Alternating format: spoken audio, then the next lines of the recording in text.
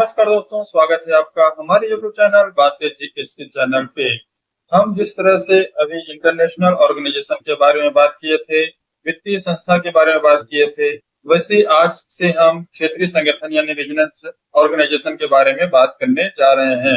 इसमें हम प्रमुख रूप से बात करेंगे यूरोपियन यूनियन क्या होता है, association of south east Asian nation जिसे एशियन कंट्री के नाम से जाना जाता है, जिसमें 10 प्रमुख एशियाई देश आते हैं। South Asian Association for Regional Corporation SAARC क्या होता है, जिसमें 8 दक्षिण एशियाई देश आते हैं। तरह से अफ्रीकन संघाई कॉर्पोरेशन इस तरह से देखने को मिलेगा।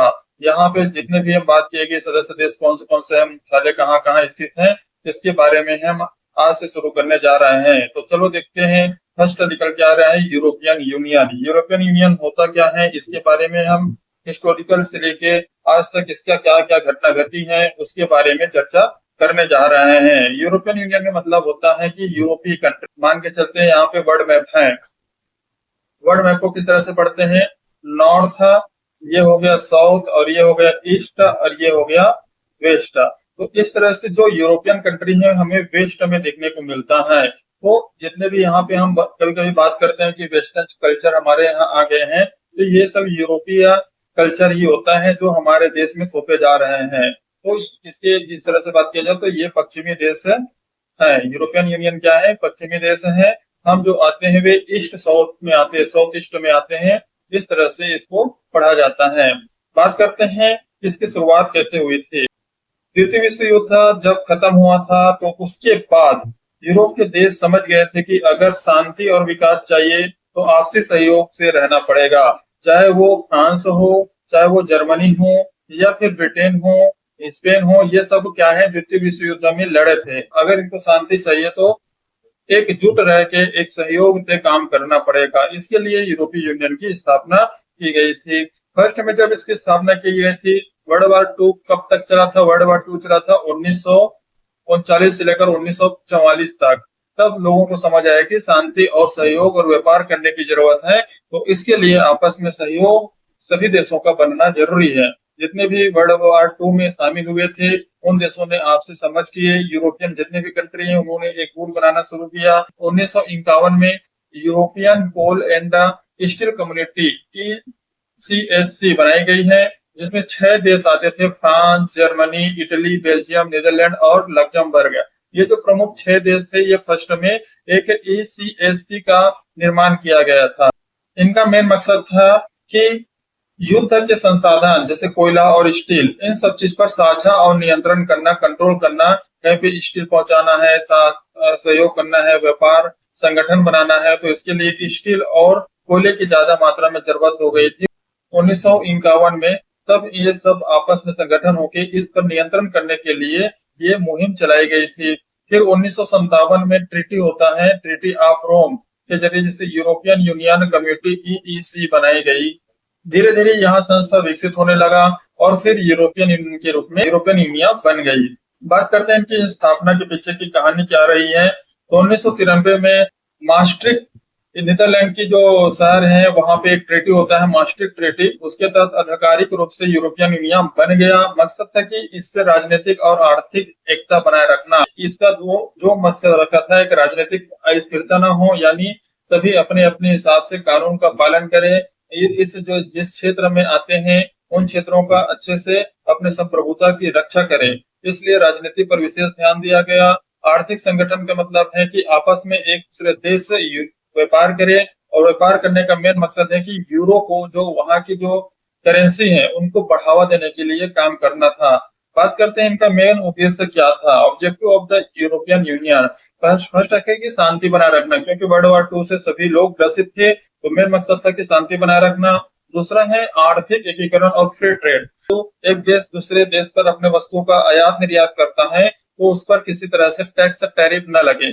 यात्रा, व्यापार और नागरिक अधिकारों में स्वतंत्रता। यहाँ यूरोपियन जो यूनियन है उसमें जितने भी कंट्री देखने को मिलता है, पहले तो 28 हुआ करते थे, अभी 27 हो गए हैं। तो ये जो 27 कंट्री है वो आपस में एक दूसरे देश में आसानी से बिना वीजा के जा सकते हैं, यानी इसमें नागरिकों के जो अधिकार की स्वतंत्रता है उनको बनाए रखना। एक दूसरे देश आपस में कहीं भी व्यापार किया जा सकता है, यात्रा किया जा सकता है बिना किसी परमिट के।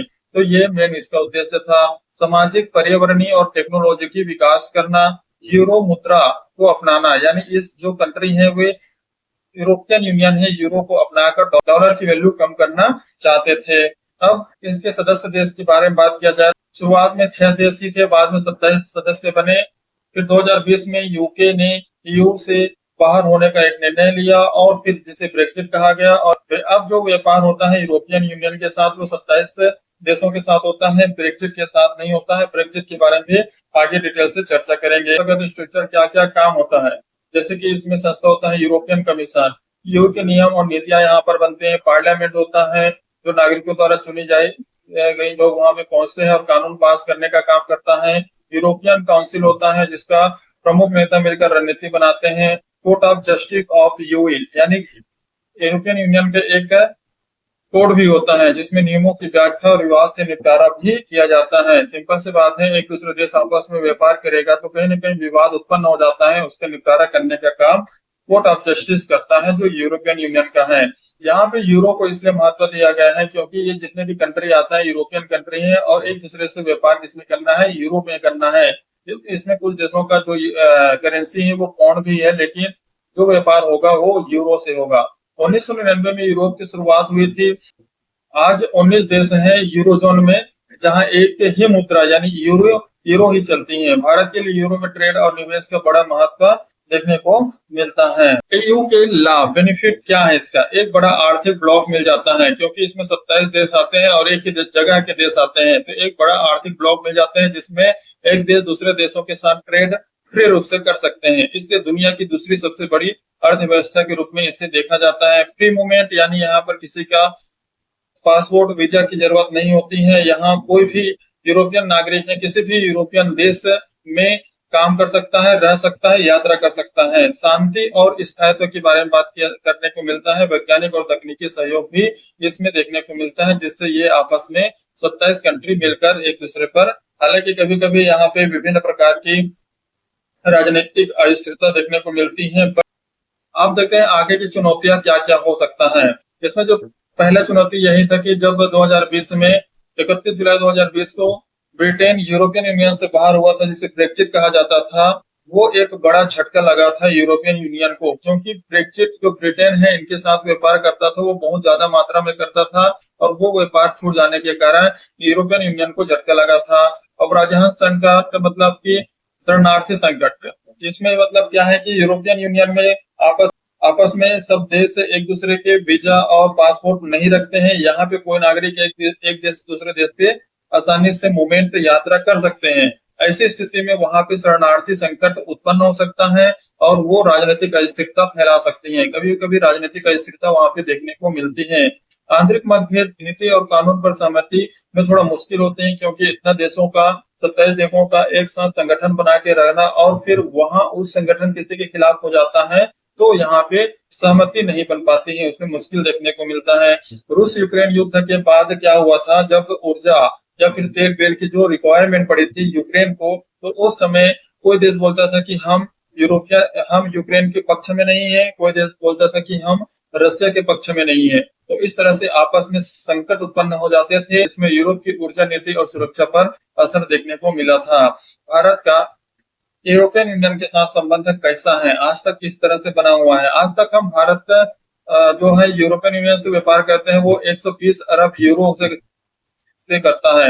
भारत अभी तक फ्री ट्रेड एग्रीमेंट इसके साथ नहीं किया है, बातचीत चल रहा है। हालांकि अभी ब्रिटेन के साथ हम फ्री ट्रेड एग्रीमेंट कर चुके हैं, लेकिन यूरोपियन यूनियन के साथ नहीं किए हैं। अगर इसके साथ अगर करते हैं, हालांकि हमारे बाजार को बूस्ट मिलेगी, लेकिन जिस हिसाब से यूरोपियन यूनियन वाले लोग हमारे यहाँ पे ज्यादा मात्रा में लाएंगे तो हमारे यहाँ के जितने भी भारत के जितने भी घरेलू या फिर लघु उद्योग वाले जितने भी व्यापारी हैं उनको संकट उत्पन्न हो सकता है।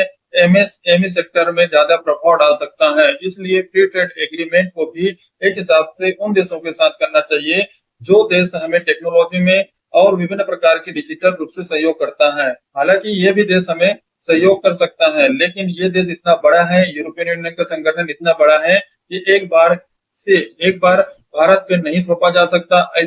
एमएसएमई सेक्टर, लघु उद्योग, इन सभी उद्योग को थोड़ा झटका लग सकता है। इसलिए फ्री ट्रेड एग्रीमेंट का बातचीत चल रहा है। अगर कुछ देशों के साथ जैसे फ्रांस है, स्पेन है, जर्मनी है, इनके साथ अगर फ्री ट्रेड एग्रीमेंट करना है तो वो किया जा सकता है। भारत यूरोप पर रणनीतिक साझेदारी बढ़ रहा है क्योंकि यूरोपियन यूनियन के साथ भारत का संबंध अच्छा देखने को मिला है। भविष्य की दिशा क्या हो सकता है आने वाले समय में? क्या ये यूरोपियन यूनियन अपने स्थान पर यथावत बना रहेगा या फिर ऐसा कोई ब्रेक्जिट जैसे कंट्री उत्पन्न होकर आएगा और यूरोपियन यूनियन से बाहर हो जाएगा? तो ये एक सोचने वाली बात है। अगर इनके बीच अगर अच्छे से संबंध रहता है तो ये यूरोपियन यूनियन बना रहेगा, क्योंकि 1951 से बनी है तो आज तक भी बना रह सकता है। बट ब्रेक्जिट जैसे कोई भी देश जैसे फ्रांस है या फिर पोलैंड है या फिर जर्मनी है, ये सब देश अगर आता है तो ये टूट भी सकता है। रूस यूक्रेन युद्ध हुआ था तो उसके चक्कर में क्या हुआ था कि ये वाले जो देश हैं वे एक संगठित नहीं हो पा रहा था। कभी ऊर्जा के, कभी सुरक्षा के क्षेत्र में लड़ाई होता रहता था। तो ऐसे में यूरोपियन यूनियन के लिए संकट उत्पन्न हो सकता है। ग्रीन ट्रांजिशन, डिजिटल यूरोप, रक्षा में एकता और यूरोप आगे बढ़ रहा है। भारत और यूरोपियन यूनियन का संबंध बहुत अच्छा है, एक दूसरे को सहयोग देता है और समय पर इनका गहरा प्रभाव भी हमें देखने को मिल सकता है। यूरोपियन यूनियन को अपने आंतरिक मतभेदों से पार पाकर वैश्विक नेतृत्व में भूमिका निभानी है।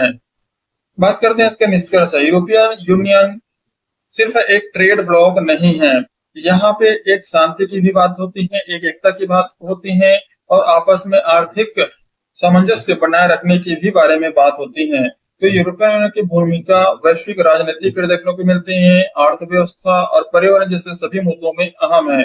भारत के लिए यूरोपियन यूनियन एक रणनीतिक है और आर्थिक साझेदारी का भी काम करता है, क्योंकि हम यूरोपियन यूनियन के साथ एक अच्छा खासा व्यापार करते हैं। हालांकि उनके साथ फ्री ट्रेड एग्रीमेंट करने में अभी नाकामयाब हुए हैं, बट आने वाले समय में जब हमारी जो अर्थव्यवस्था है, हमारी जो इकोनॉमी है, जीडीपी जब बढ़ जाएगी तो फिर हम आने वाले समय में हो सकता है इनके साथ फ्री ट्रेड एग्रीमेंट करें। अगर वीडियो अच्छा लगे तो हमारे यूट्यूब चैनल को लाइक कीजिए, सब्सक्राइब कीजिए। मिलते हैं नेक्स्ट वीडियो में, तब तक के लिए जय हिंद।